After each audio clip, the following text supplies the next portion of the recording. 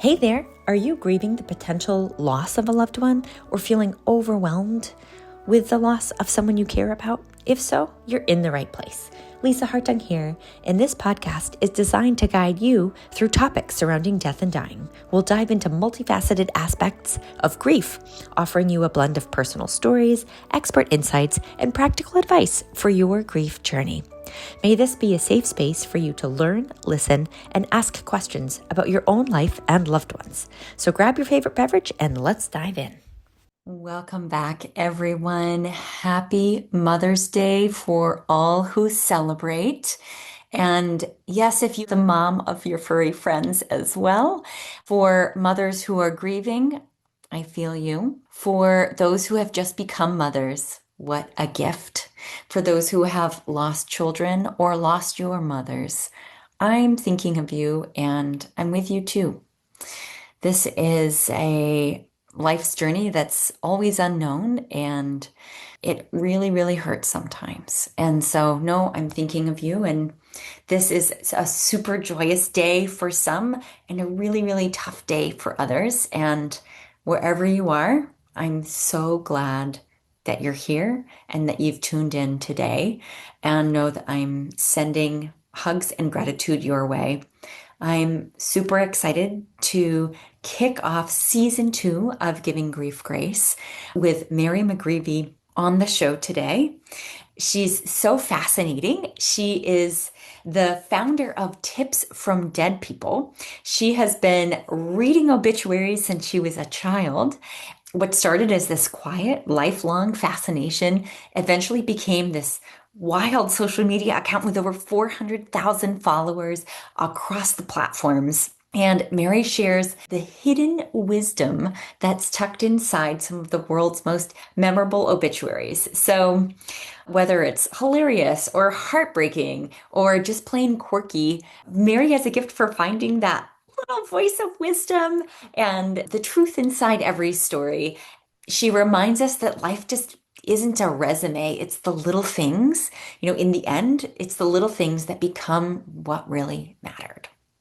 So Mary McGreevy has a master's degree in public affairs, but she'd rather have you know that she is punctual to a fault, has never had a cup of coffee in her life, and she lives in St. Paul with her husband and their dog, Mr. Bean. She's also at work on a book due out in 2027, which we'll chat about today.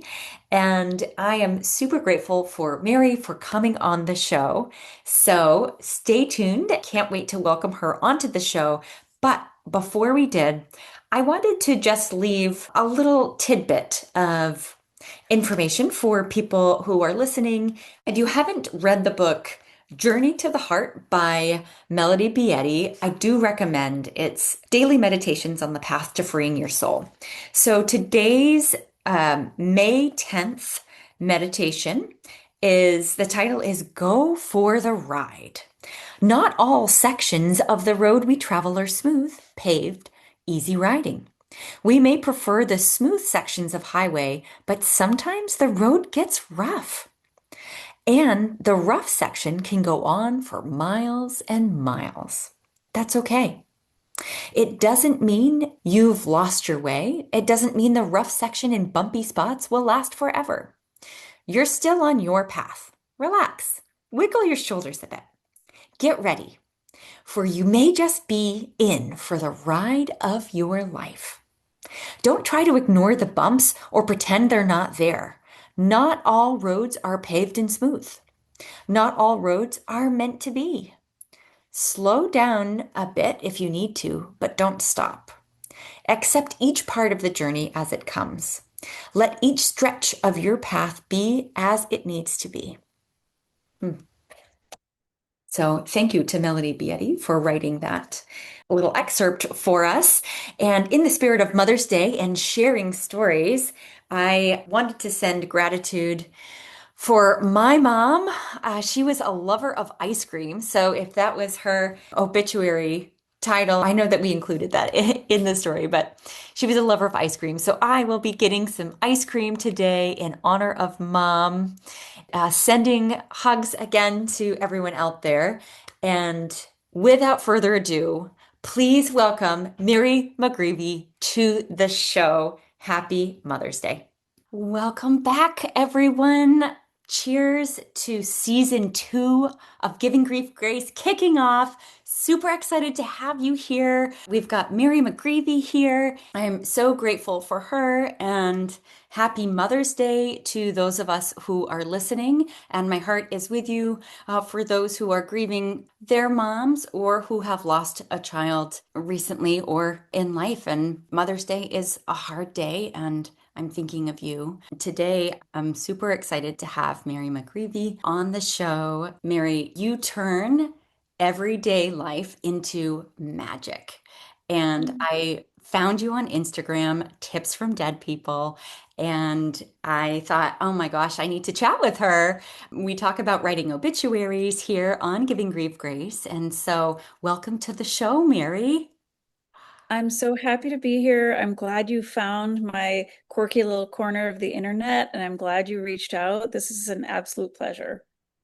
Oh my goodness. Well, thank you so much. And I thought maybe for listeners who aren't familiar with you or your background, maybe we could dive in a little bit. You've always kind of been fascinated with obituaries. And so I would love to hear for you to share your origin story and a little bit of how it came to be.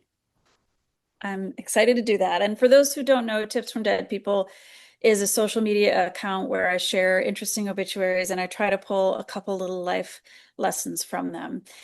And the superhero origin story of that is that as a kid growing up in South Dakota, my mom was a journalist sometimes, and also she worked in communications for a hospital. But when she was a journalist for our hometown paper, they briefly assigned her the role of obituaries editor. And I think I must have been in middle school, something around that time, old enough to pay attention and to start reading. And I knew immediately back then that most obituaries, maybe especially in small city South Dakota, were copy and paste templates. It was probably something that the funeral home had you fill in the blank on, and almost all of them were the same. Your education, your jobs, your kids survived by. And so when there was a detail that stood out to me as unusual, I clocked it. Oh, Sometimes it was what wasn't said. Like I could see then, even as a natural gossip, ooh, this person had two husbands, but the first one's not married. Da, da, da. Like you start asking no. those questions. And so then from South Dakota, I went to college in Indiana. I lived in New York City after college. Then I went to grad school in Wisconsin. And then I lived on the Texas-Mexico border for 2 years. And then my husband and kids, we moved to Minnesota about 25 years ago, and I've been there ever since.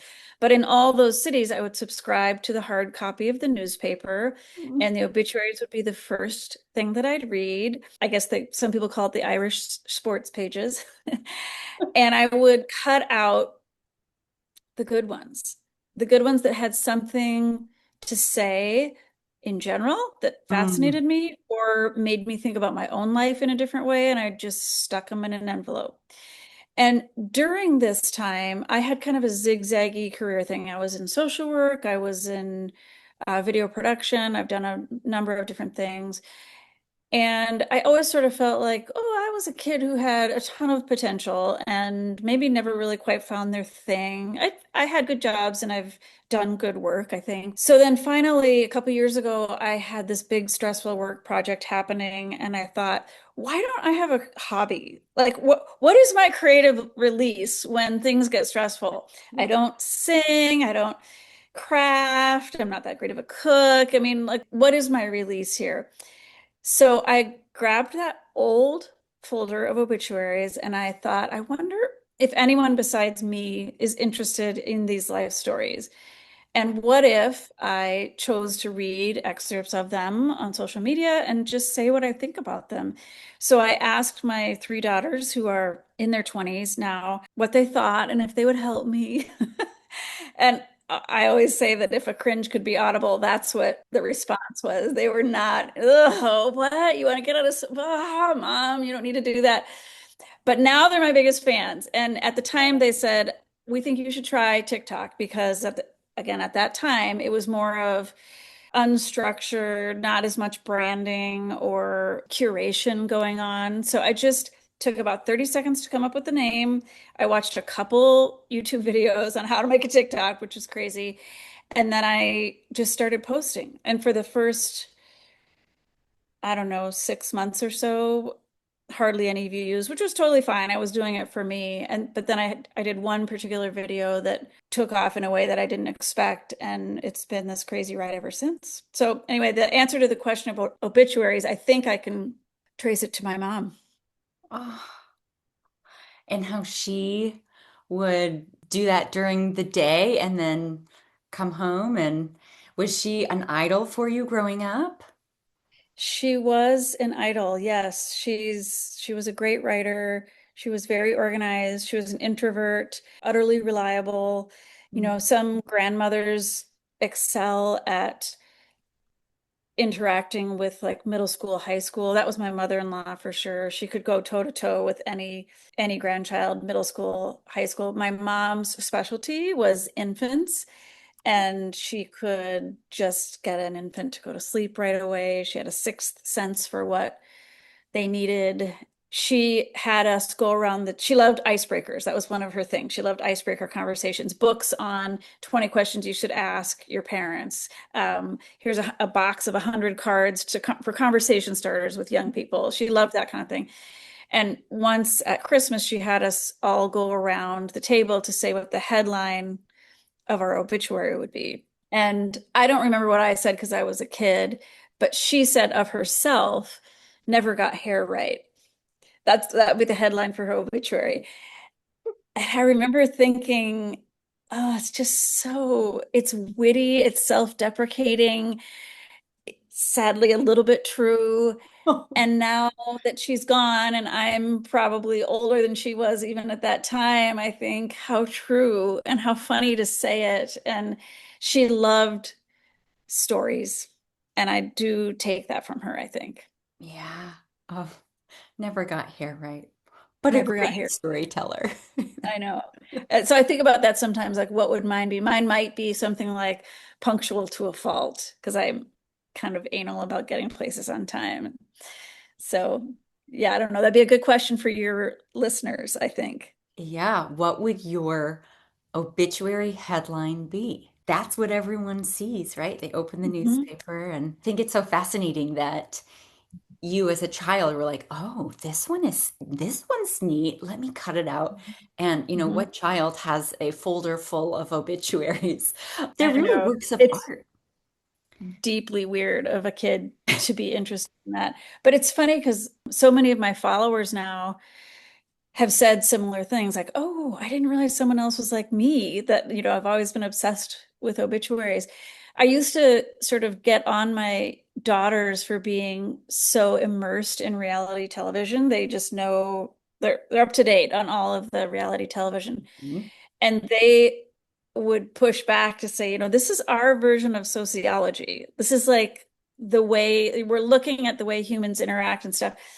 And I think in some ways there's some connection there between the kind of mind like mine that was Uh-huh. interested to the point of obsession, probably with obituaries, and this more modern day take on things, which is I'm watching these lives, I'm curious, I'm gossipy, yes, but it's also a mirror to my own life. Like, how would I react in that situation? And so I Mhm. think there's some connection there between the types of personalities who find these stories interesting. Yeah. I think about it. Do you have any family members or do family members chat about obituaries with you? I know your mom was, she did that for a portion of her job, but is that as something else that other people in your family do? I don't think anybody else in my family is interested in them like I Mhm. do. Yeah. Now that this whole tips from dead people thing is sort of out there and like percolating in the wild, we do talk about it quite a bit. And Yeah. people will send me, if they think they see a good one, friend or friend of the family or whatever, there's a good obituary, they'll send it to me. And I love that.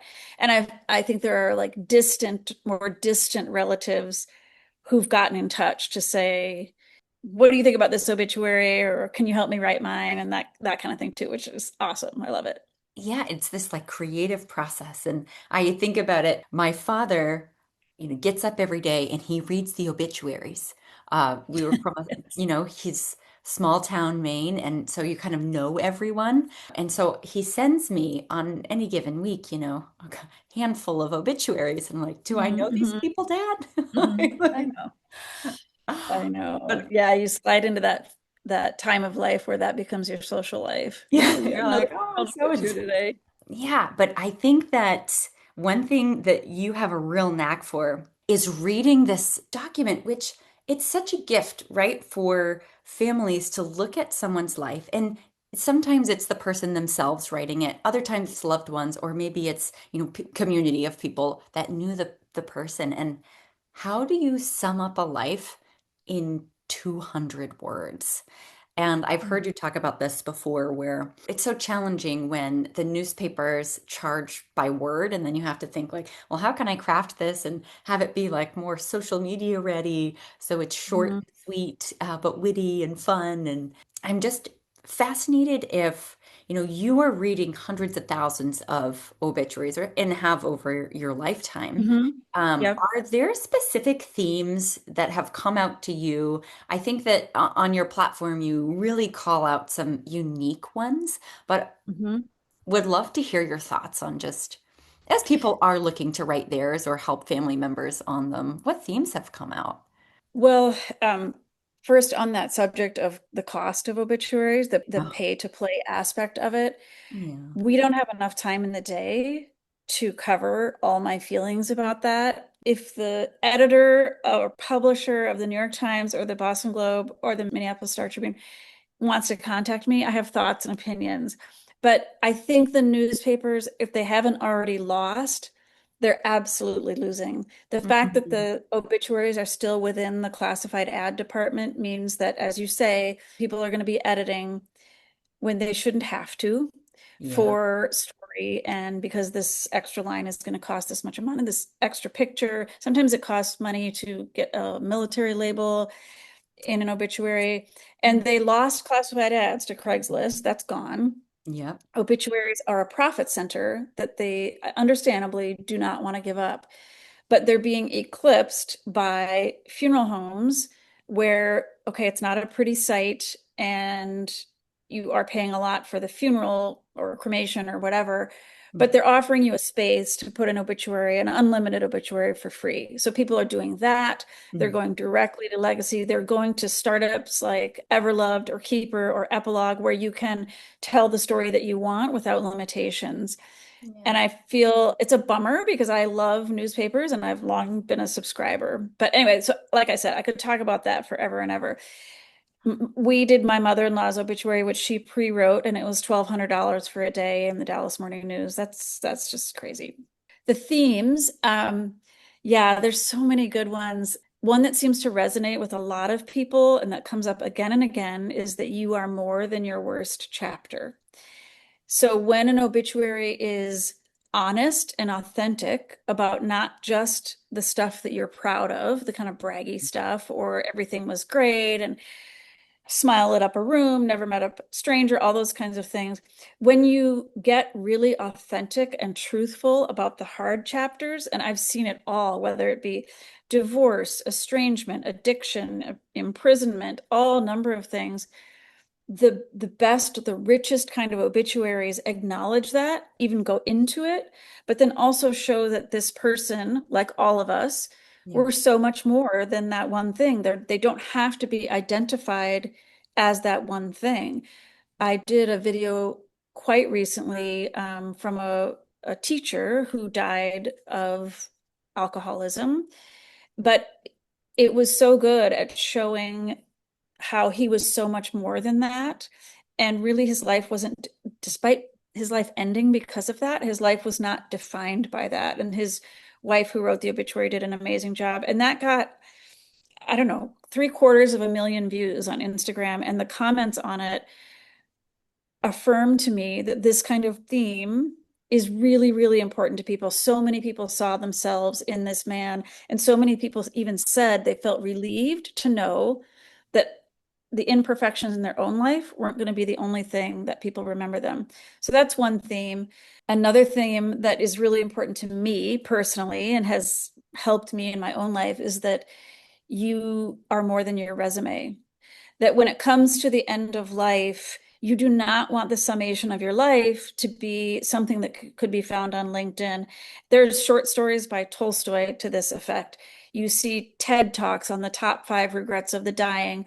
Yeah. Nobody ever says that the professional part of their resume is what meant the most at the end of life. So we are raised to believe that these external metrics of success, money, position, awards, that kind of thing, that's what matters. We are raised to believe that the little things, the silly, the quote unquote silly things in life, that's great for gravy, but that doesn't really matter.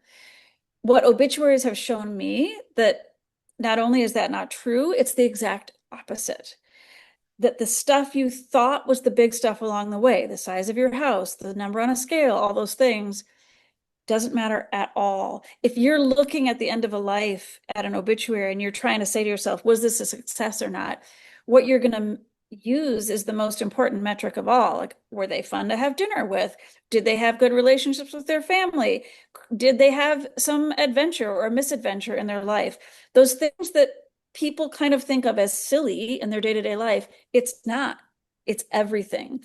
And that theme not only I think has it helped other people as I bring this up a lot, but it has certainly helped me to sort of like take the temp down on that negative internal voice that says, well, you Yeah. didn't know what you wanted to do at 18. You've been drifting too long. You're zigzagging too long. Like that punishing voice that says your life wasn't successful. And if I can help me, I can help anyone because I have a very stubborn, competitive brain.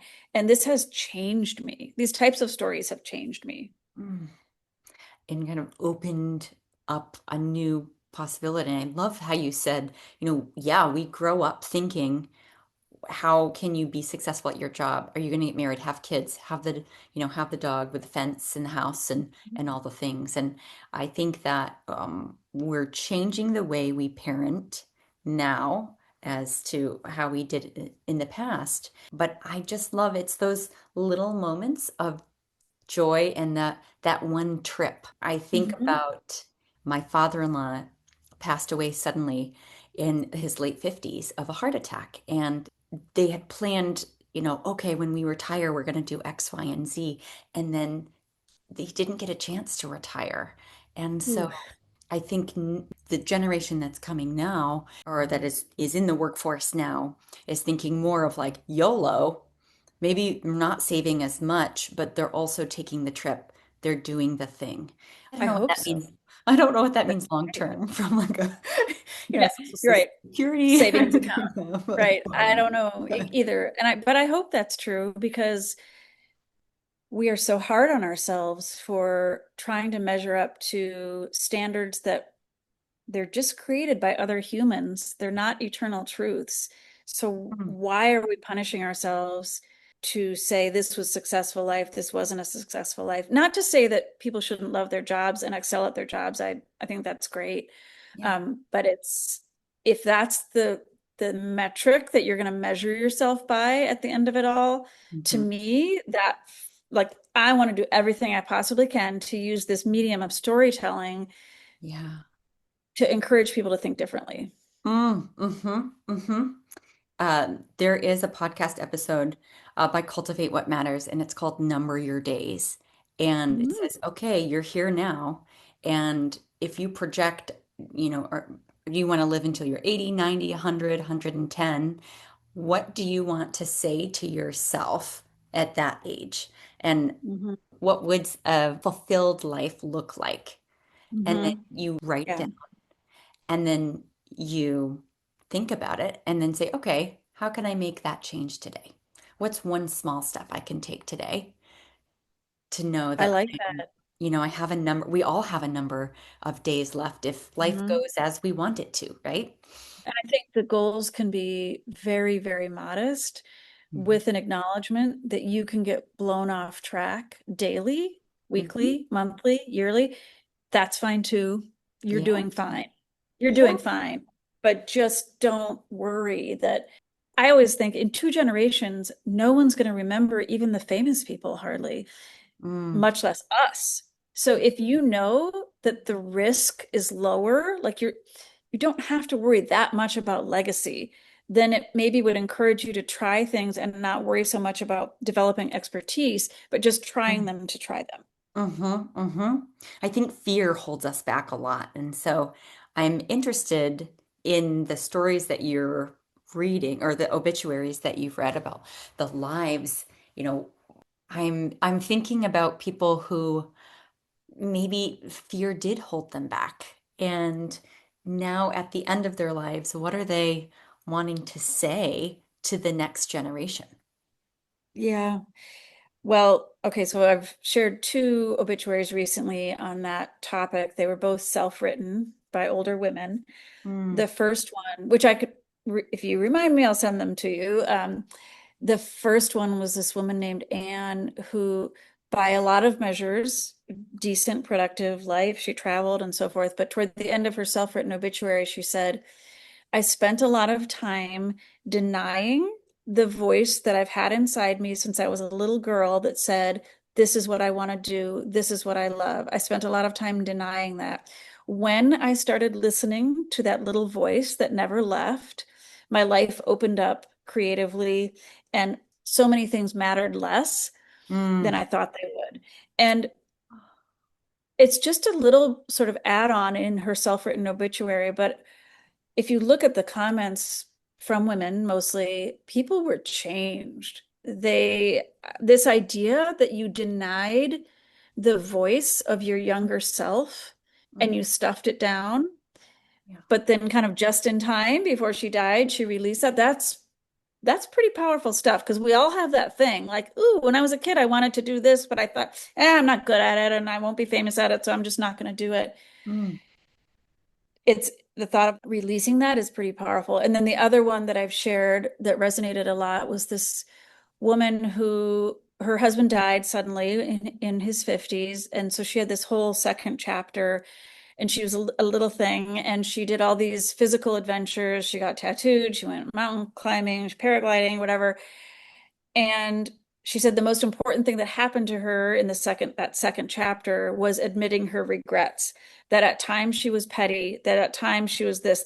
She listed her interpersonal regrets and then urged readers, if you can get a hold of these regrets, name them, know that you're not going to be perfect, but try better to do better anyway. Your life will be much richer. And that spoke to me deeply. So I don't, it's probably a coincidence that they're both women, but maybe it's not. yeah, it's that words of advice. And I've been going through the artist's way with a group of Mhm. women, and it's so much about thinking about that younger child, your 6, 7, 8-year-old self, and what was exciting for you and what was challenging. Are there any monsters in the closet? Are there any Mhm. superhumans and superheroes? And if so, Mhm. what did they look like? And thinking about those. And I think it's so important, right? To say, while we're here and now, while we're living, how can we change the future? We have the power and today to affect Mhm. tomorrow. And how are we going to do Mhm. that? And not be scared about it. Just Yeah. safe to try, right? We talk a lot about Right. that of just try it out. What's the worst that can happen? Mhm. Just try it out. Yeah, the worst, I think that a lot of people think the worst that could happen is that people would judge you for not being excellent at something. Mm-hmm. And if you can take the sting out of that, it's everything. That releases you to try. Yeah. I think in a social media world, so many people feel like you have to be so perfect and pristine online. And so when someone does a get ready with me, it's almost like, oh, they're human too. I understand. And Yeah. that's what I love about the obituaries is these are normal people and we can see Mhm. ourselves in these normal lives. You know, 99% of us are just normal people. Mhm. Right. Perfectly imperfect. Yes, Yeah, and exactly. there's such beauty in the day to day. And I think about our town, the play, and how, Mhm. being present and thinking, like just enjoying the mundane is so special. And you really do capture that in some of these obituaries. So, oh my gosh. And thinking about, today is Mother's Day, and I'm thinking of you. I know that this is the first Mother's Day without your mom, and sending hugs to you and your family. And I know it can be a tough time. And so I was wondering, you'd asked the audience or your community, how do you learn to live without your mom? And Hmm. I'm so grateful for the support that you received. And Oh, oh, yeah. Yes, let me share that with people. My mom was so incredibly healthy. We used to always say that she was aging in reverse. mm, She was doing walking miles a day, doing yoga, Pilates, everything up until her 86th year. She got a lung cancer diagnosis, and then everything went downhill quickly within a matter of months. And she died last November. I usually try to post obituary videos 2, 3 times a week. And I took a couple weeks off. I mean, obviously, just a lot. And then the first video that I posted when I got back was basically just a question from my car that said, "How do you live without your mom?" And so I'm 59. I know that I was lucky to have my mom for as long as I did. I get that for sure. But it was the first, my dad's still alive, was the first person that was so, so close to me who had died. So I have around 400,000 followers across the different platforms: TikTok, Instagram, Facebook, Substack, YouTube, whatever.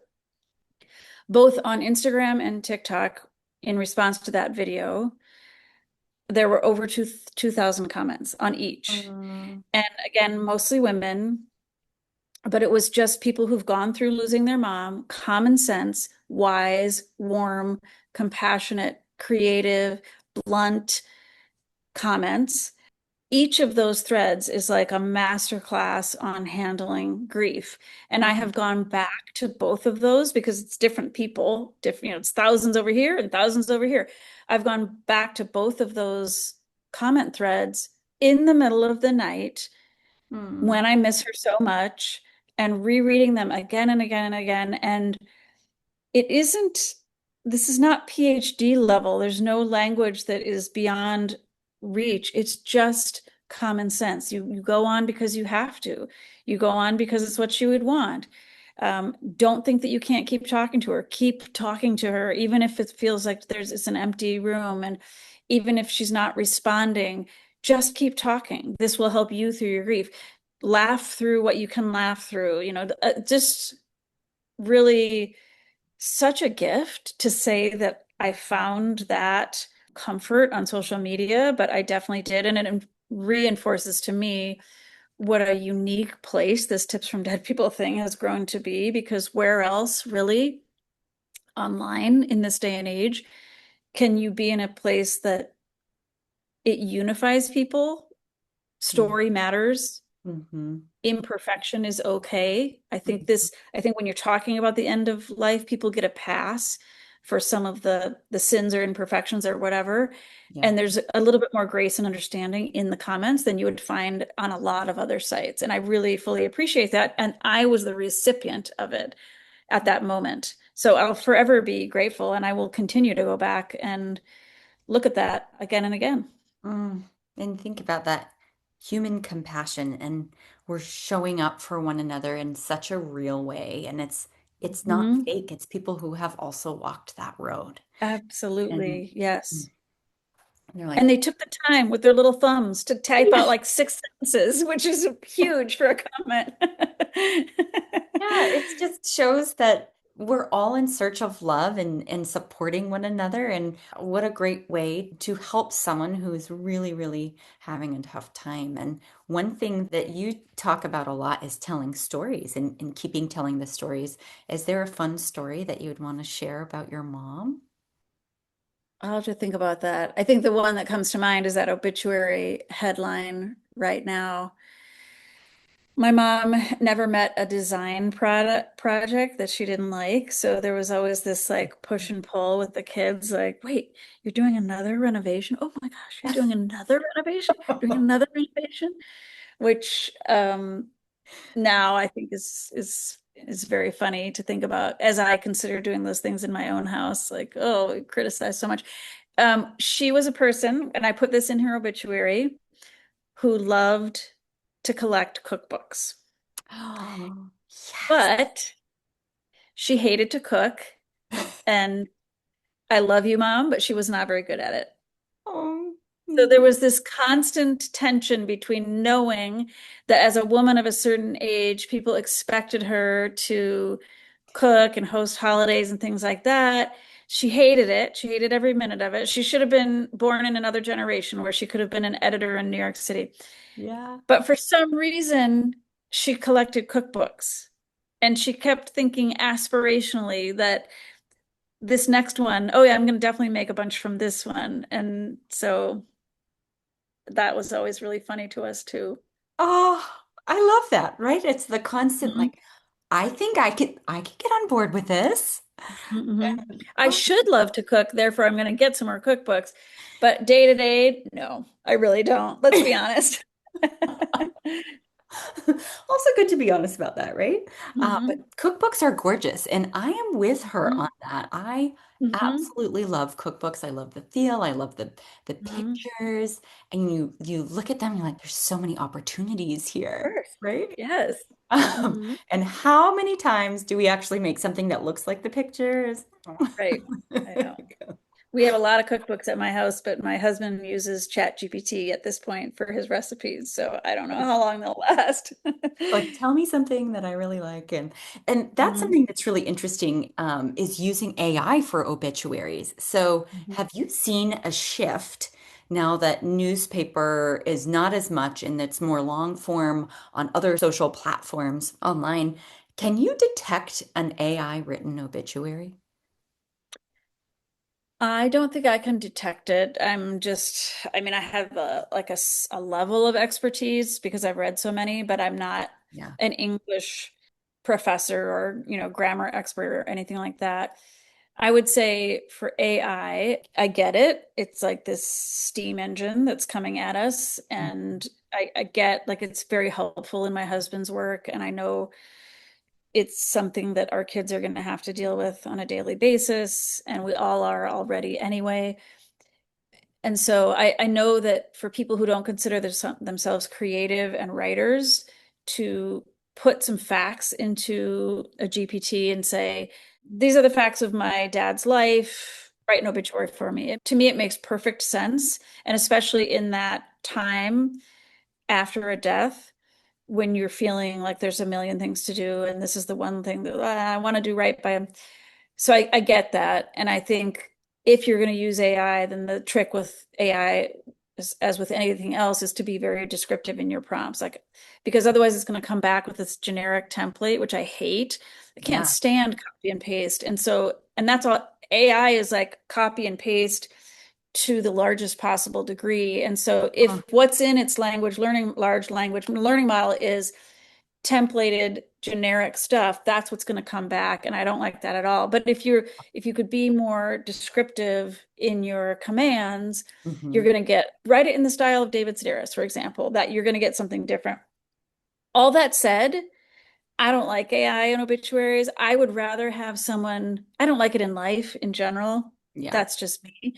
I would rather have someone just do a bullet pointed list of the things someone loved and the things someone hated, call it a day. That's a better obituary to me than something that's overly floral, generic, euphemisms, cliches, that sort of thing. That doesn't, Mhm. it's not the kind of thing that you're going to go back to in the middle of the night when you miss your person so much.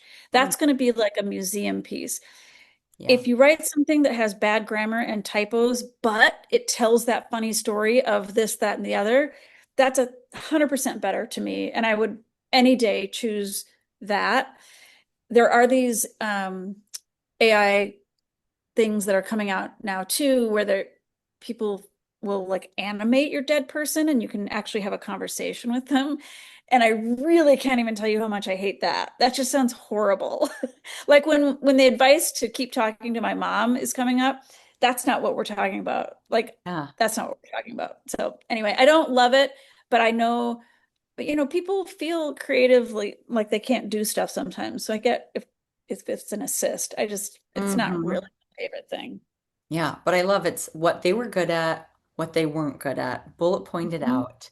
Mhm. And And that's it. and You can then even put the bullet points in there.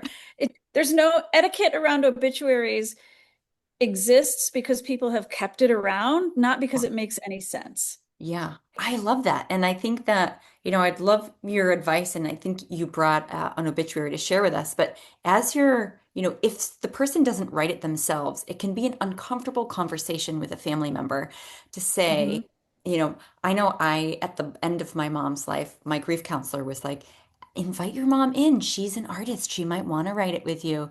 And my mom looked at me. I was like, wow, mom, let's write about your life. And she looked at me like, almost nonverbal at that point, and she was like, I am not into this, Lisa. And so I had really hard time even thinking about writing her obituary until after she passed. So we have our bullet points of good things and or things that they liked and things that they didn't like, and how else can personalities come in. I think about when you said telling a little story of like, how can you make someone laugh and think about in a loving way about that Hmm. person.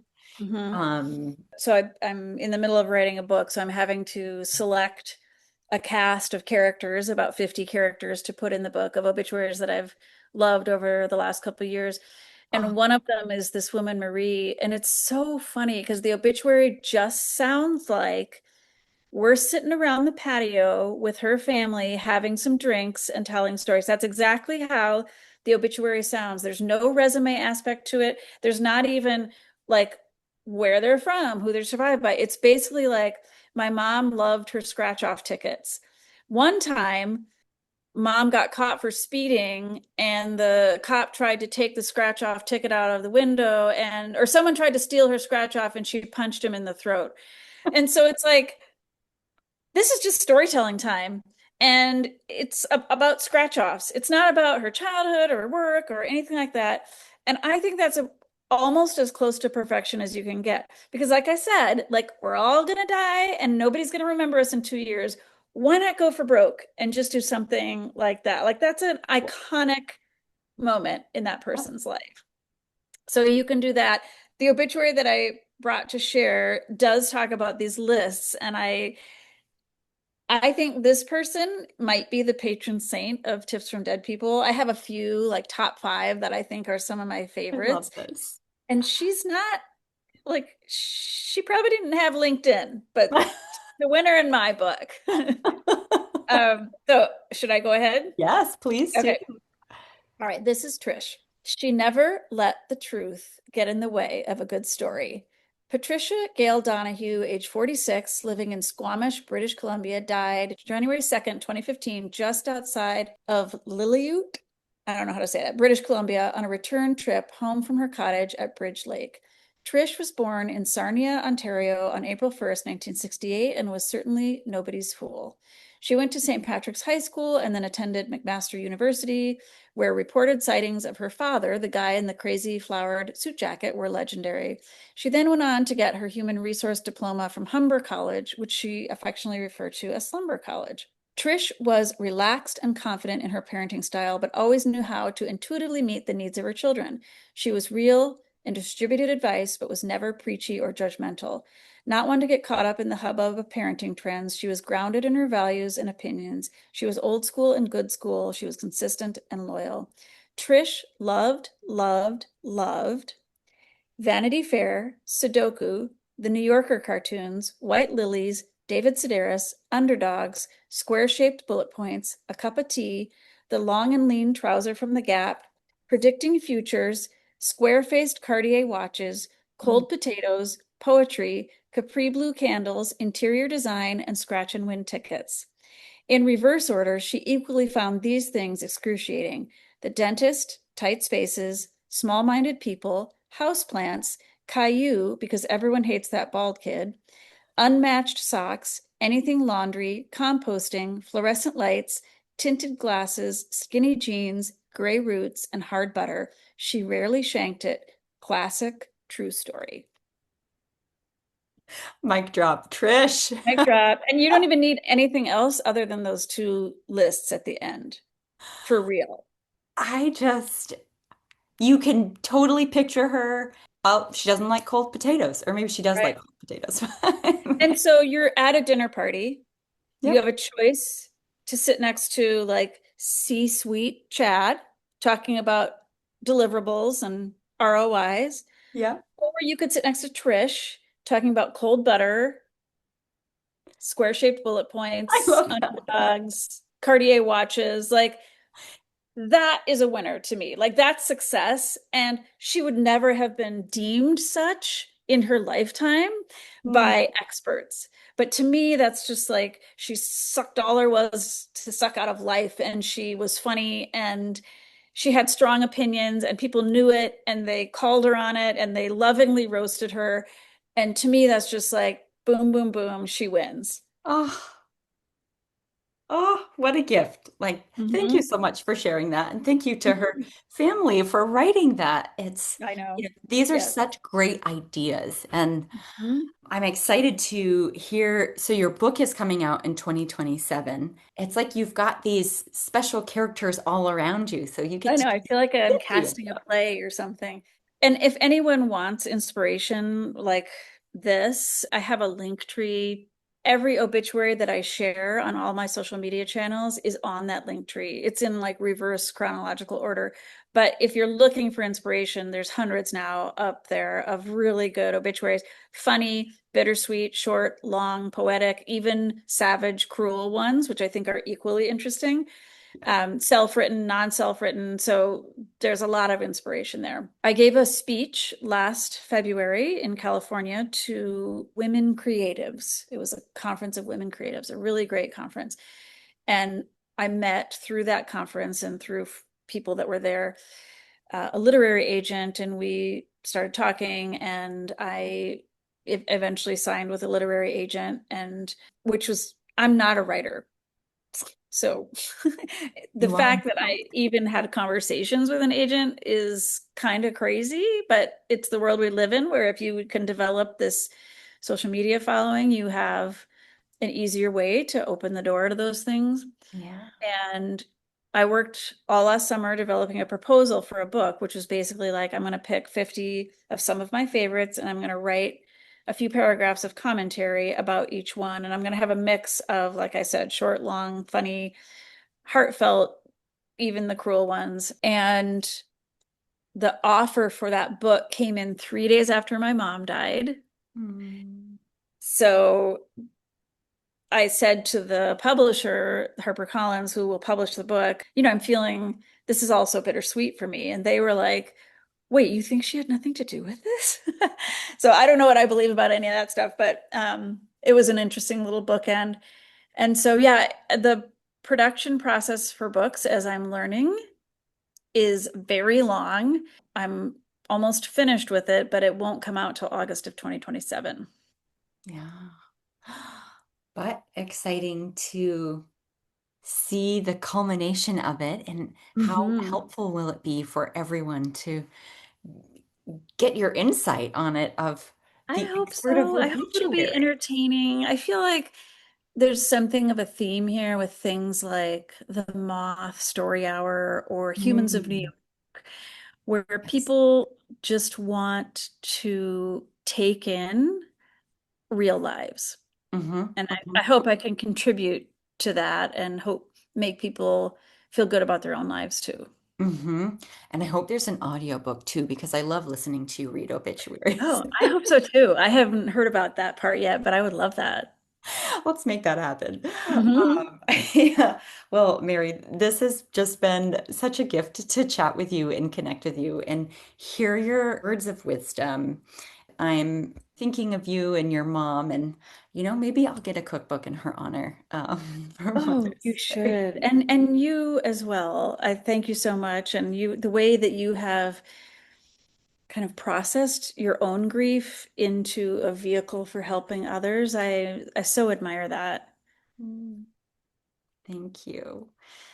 Thank you. And Mary, we will eagerly be awaiting your book release and Mhm. have you back on the show when it does launch or in the pre-launch. And until then, I will link your tips from dead people in the show notes Mhm. and wish everyone well on writing their obituaries. Hope they've gotten some fun tips today. So Mhm. thank you again Thank so you. much for your time. Thank you. It was my pleasure. Oh my gosh, such a gift. All right. Well, thanks everyone. Have a wonderful week ahead. Thanks so much for listening to this week's episode of Giving Grief Grace. It would be such a gift if you could share this episode with someone and brighten their day. You never know what will happen. Subscribe to get a weekly dose of positivity, and while you're at it, please leave a review. May you be kind to yourself in the week ahead and give yourself grace. Thank you so much for listening, and we'll see you next week.